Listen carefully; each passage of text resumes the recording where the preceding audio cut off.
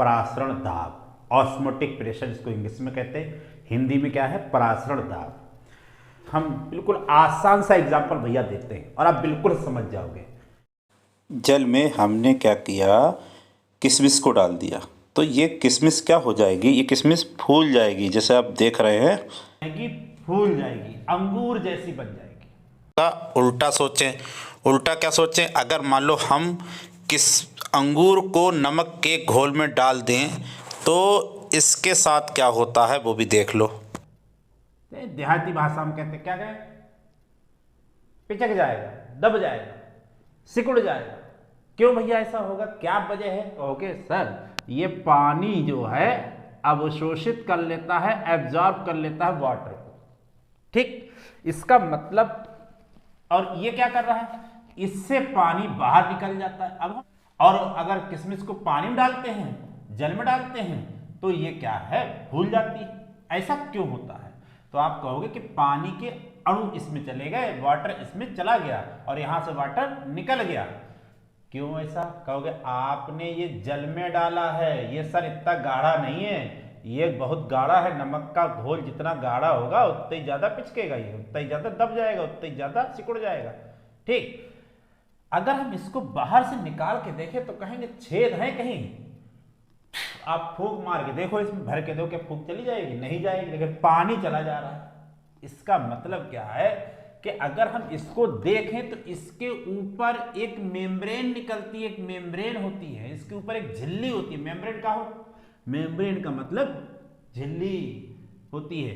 और ये झिल्ली खासियत क्या है, इससे पानी तो आएगा और जाएगा, पानी चला जाएगा, लेकिन नमक का घोल इसमें नहीं जाएगा, ठीक। पानी चला जाएगा, आप सोचो नमक के कण चले जाएं, चीनी चली जाए, ये सब चीजें इससे पार नहीं निकल पाती। यहां पर क्या है, अर्धपारगम, यानी इससे केवल विलायक के अणु पार निकल पाएंगे। विलायक के, विलायक बोले तो सॉल्वेंट के पार्टिकल इससे पार हो पाएंगे। इसमें जब आपने डाला तो ये कण जो थे, पानी के जो कण थे, वो अंदर चले गए, वाटर मॉलिक्यूल अंदर चले गए।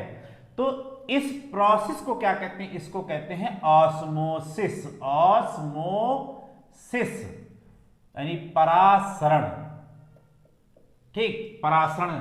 और ये जो अंदर हो रहा है इसलिए इसको कहेंगे अंतःपरासरण। अंतःपरासरण, अंतःपरासरण यानी कि एंडोऑस्मोसिस, एंडोऑस्मोसिस। और ये मॉलिक्यूल बाहर जा रहे हैं, भीतर से बाहर जा रहे हैं, तो बाह्य परासरण, बाह्य परासरण, एक्सो ऑस्मोसिस। उम्मीद करते हैं आप वो लोग समझ में आया। भैया पहले परासरण तो समझो, परासरण समझ गए कि नहीं समझ गए? बड़ा जल्दी में हो, ठीक, परासरण समझ गए। अब आ जाओ परासरण दाब। अब इसके लिए हम बताते हैं, आप ये ध्यान रखना कि अर्धपारगम झिल्ली से होकर के केवल विलायक के अणु जा सकते हैं, यानी सॉल्वेंट पार हो सकता है, सॉल्यूट पार नहीं हो सकता। उम्मीद करते हैं आपके समझ में आया होगा। हमने बताया था कि ये जो है अर्धपारगम झिल्ली है, और इस अर्धपारगम झिल्ली से होकर के केवल जल के अणु जा रहे हैं, मतलब विलायक के अणु जा रहे हैं, वाटर के मॉलिक्यूल्स जा रहे हैं, मतलब सॉल्वेंट जा रहा है, और इसमें सॉल्यूट नहीं जाता है, सॉल्यूशन ऑफ सॉल्ट है, ठीक। अब इसमें क्या, वो डेफिनेशन हमने लिख दी है कि सेमी परमेबल से होकर के जब विलायक के अणु आर पार जाते हैं तो उसी को हम क्या कह देते हैं, ऑस्मोसिस कह देते हैं। अब जरा इसमें देखें, इसमें हमने क्या किया है, इस डायग्राम में जरा ध्यान से देखें। इसमें एक चीज है कि ये विलयन है, ये क्या है, विलयन है यानी सॉल्यूशन है, और ये विलायक है यानी सॉल्वेंट है। ऐसे समझ लो, ये चीनी का घोल लिया गया है और इसके बीच में लगाई गई है अर्धपारगम झिल्ली। ये जो लगाई गई है ये चीज, ये क्या है, अर्धपारगम झिल्ली, अर्धपारगम सेमी परमेबल मेम्ब्रेन लगाई गई है। इधर सॉल्वेंट है।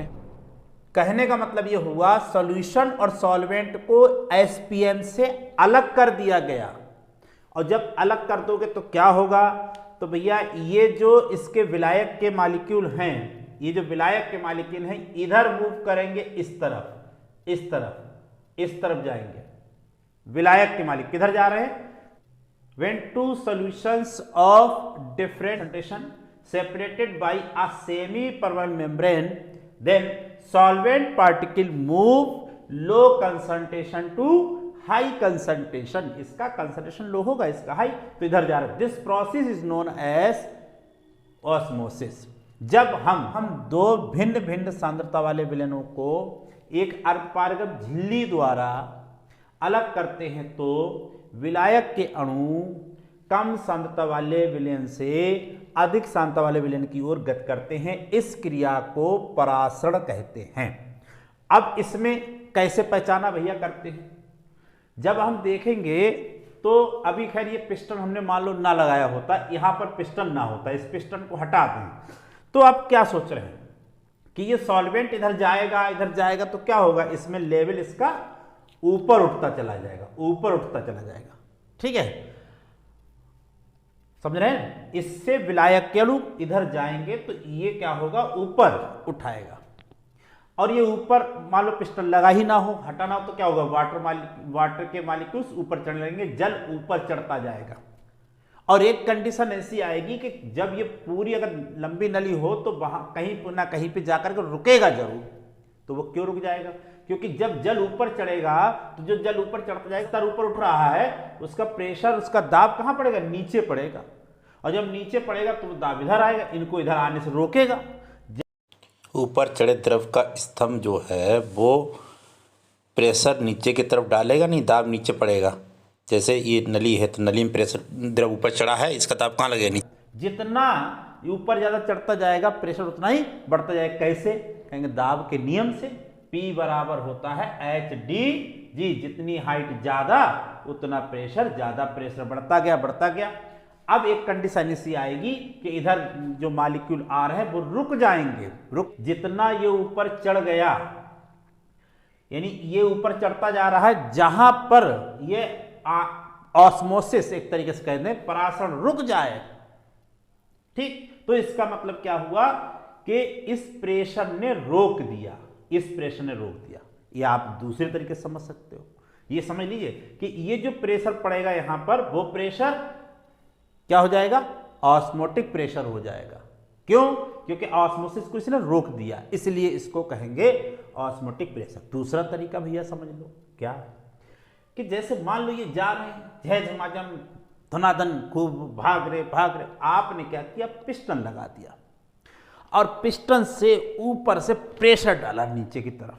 जब नीचे तरफ प्रेशर डालोगे तो क्या होगा भाई, तो ये जब इस पे प्रेशर डालोगे, ऊपर से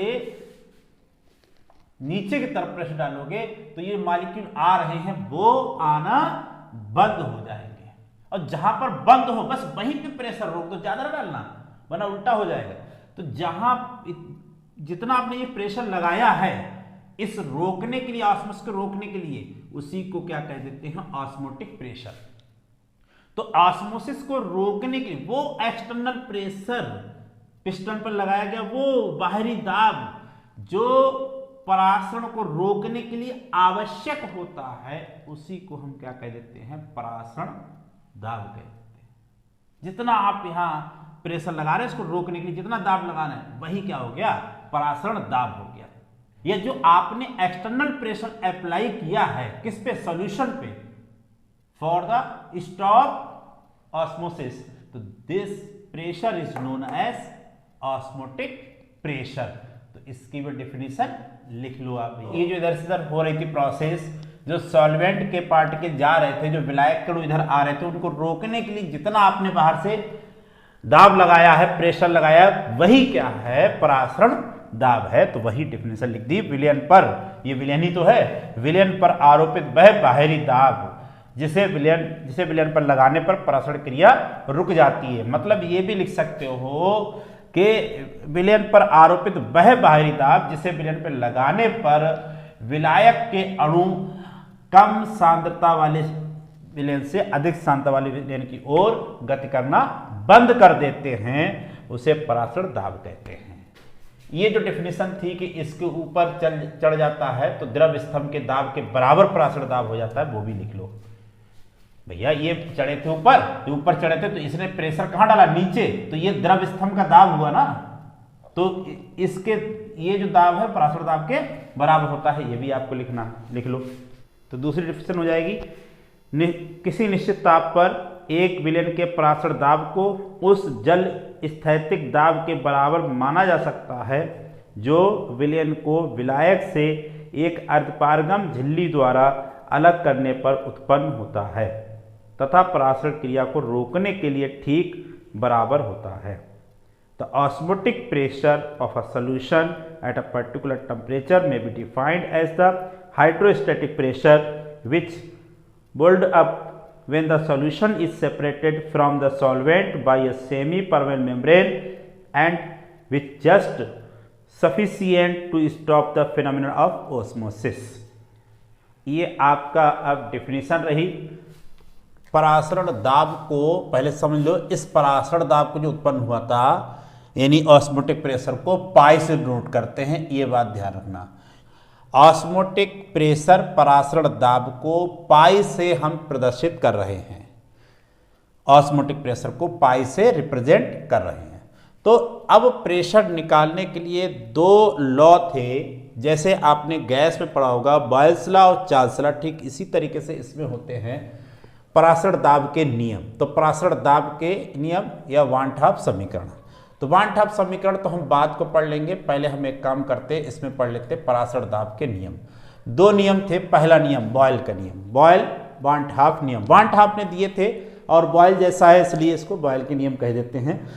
तो इन्होंने ये क्या कह रहे हैं, जो परासरण दाब है वो सांद्रता के अनुक्रमानुपाती होता है और जाहिर सी बात है आप जानते भी हैं सॉल्यूशन जितना ज़्यादा गाढ़ा होगा, कंसंट्रेट होगा, विलयन जितना ज़्यादा गाढ़ा होगा उसका प्रेशर, उसका ऑस्मोटिक प्रेशर, उसका परासरण दाब उतना ही ज़्यादा होगा। यही बात उन्होंने कह दी, लेकिन ताप नहीं बदलना चाहिए। तो वो कह रहा है स्थिर ताप पर किसी तनु विलयन का परासरण दाब उसके सांद्रण के अनुक्रमानुपाती होता है, यानी सांद्रण बढ़ाओगे तो परासरण दाब बढ़ेगा। At constant temperature the osmotic pressure of the dilute solution is directional to the concentration. अब देखो अगर उसमें तो पानी मिला दो तो उसका आयतन बढ़ जाएगा, यानी सांद्रता का उल्टा होता है आयतन। भाई कोई भी विलयन है, अगर उस विलयन में आपने 1 किलो चीनी मान लो घोली है, 1 किलो चीनी घोल दी और उसे पानी तो बढ़ा दो तो क्या होगा, तो और ये पतला होता चला जाएगा, मतलब इसका सांद्रण कम होता चला जाएगा। आयतन जितना बढ़ाओगे सांद्रता बढ़ती है, तो C हमेशा B के उल्टा होता है, तो हमने उल्टा कर लिया। ठीक, दूसरा ऐसे ही चार्ल्स वान टॉप लॉ, चार्ल्स वहाँ भी था, अब यहाँ पर भी है। ये कह रहे जो प्रेशर है टेम्परेचर बढ़ाने पे बढ़ता है। ठीक, the at constant concentration the osmotic pressure of the dilute solution directional to the absolute temperature. किसी तनु विलयन की स्थिर सांद्रण पर विलयन का जो परासरण दाब है उसके परमताप के अनुक्रमानुपाती होता है। अब इन दोनों से वान टॉप ने एक इक्वेशन बनाई, एक समीकरण बनाई जिसको कहते हैं वान टॉप समीकरण। भाई पहला ये वाला क्या कहता है, तो ये वाला कहता है कि पाई डायरेक्शनल C, और ये वाला क्या कहता है, वो कहता है पाई इज डायरेक्शनल क्या चीज T। ठीक, इन दोनों को दोनों को इन्होंने मिला दिया, तो मिला दोगे तो क्या बन जाएगा, तो बन जाएगा पाई इज डायरेक्शनल CT।